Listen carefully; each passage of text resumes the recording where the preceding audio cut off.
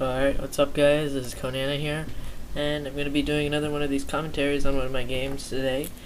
This is with ZvT on Python, and I will be doing a pretty cool build today. This will be a 2-hatch Muta build.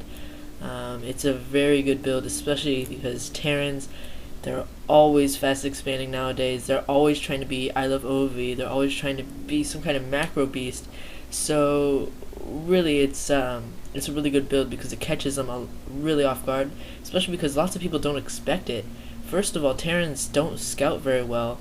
I mean, nowadays lots of Terrans don't scout very well, and second of all, they don't know the timings for a 2-hatch build because they're always expecting a 3-hatch Muta build. So that's why a 2-hatch Muta loose build is so effective. Here's a little trick I use. This overlord, if you place in that little niche right there in between that grass, you can actually see a command center or nexus without it seeing you.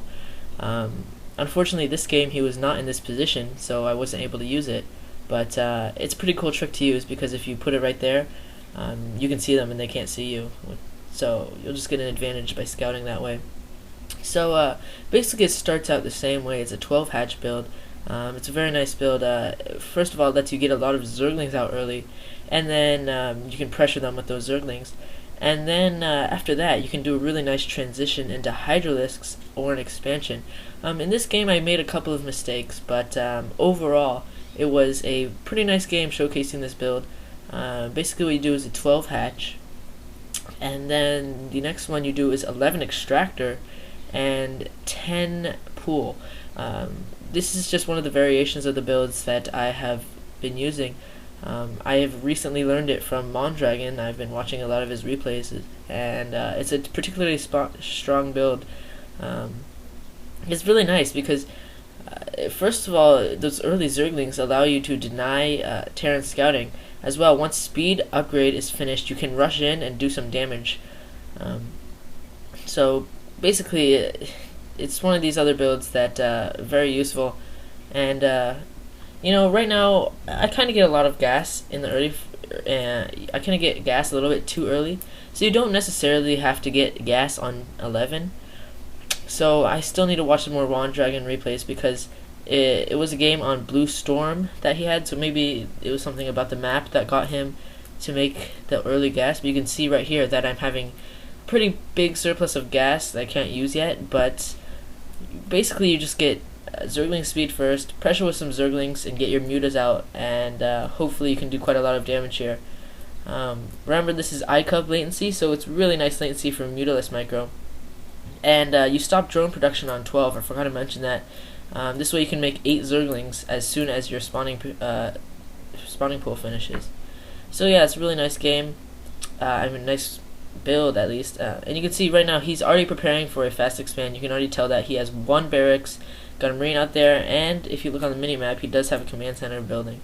So it's just so common for Terrans to fast expand nowadays. That's one of the strengths of one of these builds. This build, because it just is a really nice build. So anyways, right now he's particularly weak, and he saw the early pool, he saw the 6 zerglings come out, so it's pretty obvious he will be going to make a bunker.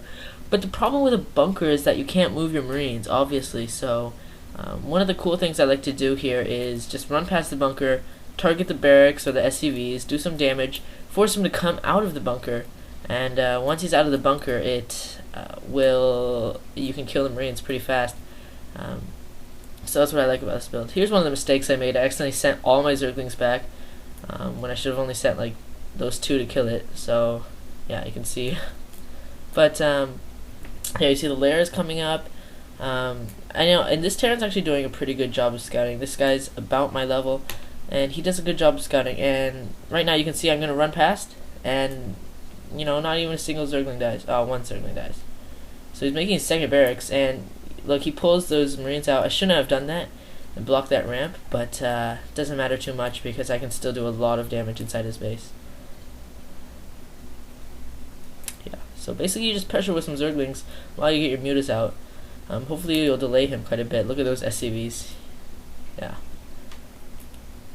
Yeah, so even if you make a lot of mistakes, you just have to put yourself in the Terran shoes. If you saw 10 zerglings run into your base, what would you be thinking? Would you, you'd probably be like, okay, I better make a lot more Marines. I've got to play very defensively, and you'll just get way ahead just by doing this. And you can see, just these few amount of Zerglings that are left inside are still doing quite a lot of damage. I am going to lose the rest right here though, but they did their work, and basically at this point you can use this your money to make an expansion at this point. But I decided not to make an expansion. I just felt that I didn't really need an expansion at this time, because I killed, I just didn't feel like it. But anyways, yeah, once your spire is halfway finished, you want to start saving your larva.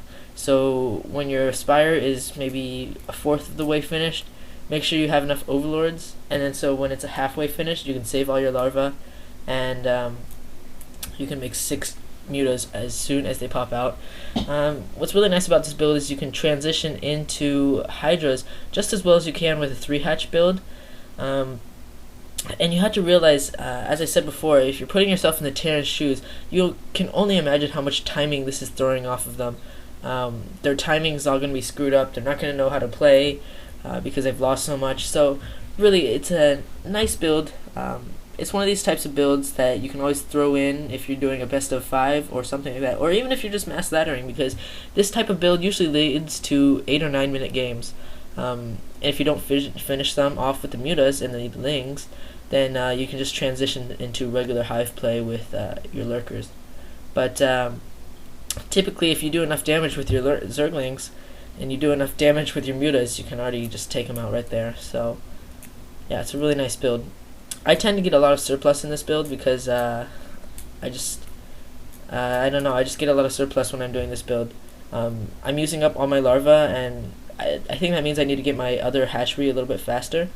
So basically, yeah, the main problem with this build is that you're going to be low eco yourself.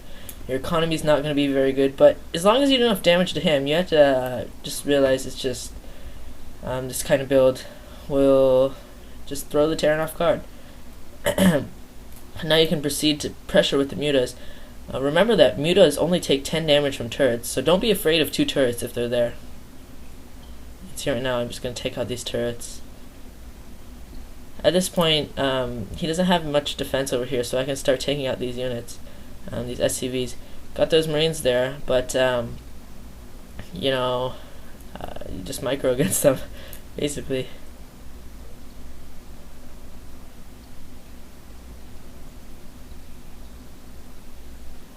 Yeah, so he's actually got some pretty good turret placement.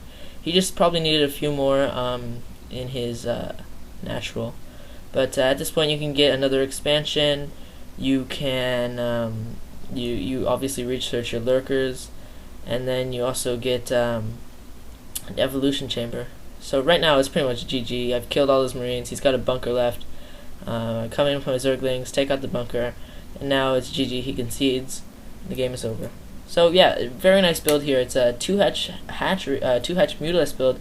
A really nice build. You should try it out sometime. It's a good build, and yeah, it's one of these more aggressive builds, just like the ZvT 9 pool speedling that I showed earlier today. So try it out. It's a cool build.